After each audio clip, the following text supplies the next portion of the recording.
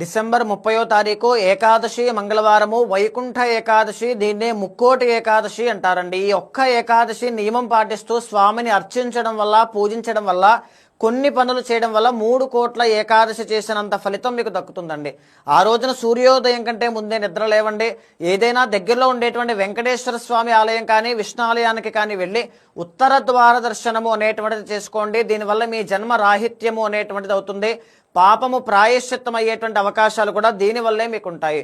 మూడవది, అదే విష్ణాలయంలో ధ్వజస్తంభం దగ్గర, గరుడ ధ్వజం దగ్గర ఖచ్చితంగా ఆవు నేతితో దీపాన్ని వెలిగించండి.